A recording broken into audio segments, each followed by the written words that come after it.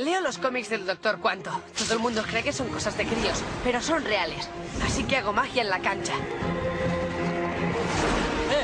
Lo que nos enseñan en el colegio no es exactamente la verdad.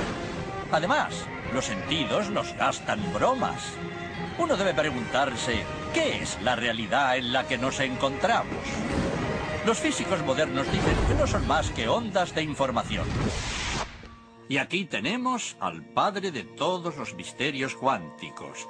El experimento de la doble ranura, que tiene muy mala fama. Para entender este experimento, primero tenemos que ver cómo actúan las partículas o las bolitas de masa.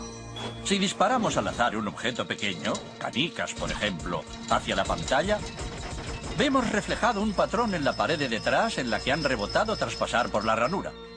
Y ahora, si añadimos una segunda ranura, lo lógico es esperar ver una segunda franja en la pared de detrás.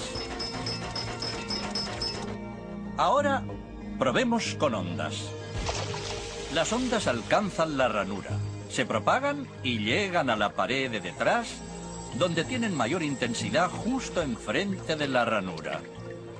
La franja de resplandor demuestra precisamente esa mayor intensidad. Es un efecto similar al de la franja que dibujan las canicas. Pero cuando añadimos la segunda ranura, ocurre algo distinto. Si la parte superior de una onda choca con la inferior de otra, se eliminan entre ellas. De esta forma, en la pared obtenemos un patrón de interferencias. Donde chocan las dos partes superiores hay más intensidad, las líneas resplandecientes, y donde se eliminan no hay nada. Así pues, cuando lanzamos algo, es decir, materia, a través de dos ranuras, obtenemos esto, dos franjas de golpes. Pero con ondas, el resultado es un patrón de interferencias con muchas franjas. Muy bien, de momento. Vamos a ponernos cuánticos. Un electrón es un pedacito minúsculo de materia, como una canica diminuta. Lancemos una ráfaga a través de una ranura. Se comportan como las canicas, solo una franja. Si lanzamos estos pedacitos minúsculos a través de dos ranuras, tendrían que dibujarse, como en el caso de las canicas, dos franjas. ¿Qué? Un patrón de interferencias. Hemos lanzado electrones, pedacitos de materia. Pero aparece un patrón como con las ondas, no como con las canicas. ¿Cómo? ¿Cómo pueden trozos de materia generar un patrón de interferencias como una onda? No tiene sentido. Pero los físicos son muy inteligentes y pensaron, quizá las bolitas rebotan unas contra otras y crean ese dibujo.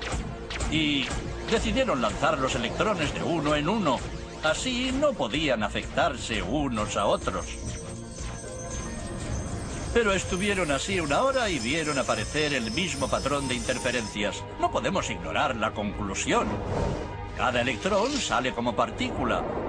Se convierte en una onda de posibilidades, pasa por las dos ranuras e interfiere consigo mismo hasta que golpea la pared como partícula. Pero matemáticamente es aún más curioso. Pasa por las dos ranuras y por ninguna. Pasa por una y por la otra. Todas estas posibilidades están superpuestas las unas con las otras. El experimento desconcertó muchísimo a los físicos, tanto que decidieron mirar con atención para decidir por qué ranura pasaba en realidad el electrón. Pusieron un dispositivo de medición junto a la pantalla de las dos ranuras para ver por cuál pasaba y lanzaron el electrón. Pero el mundo cuántico es mucho más misterioso de lo que podían haberse imaginado. Cuando miraron, el electrón volvió a comportarse como una canica pequeña.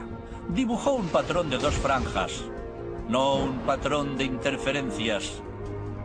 La misma acción de medir u observar por qué ranura pasaba conllevó que solo pasara por una, no por las dos. El electrón decidió actuar de manera distinta, como si fuera consciente de que lo observaban.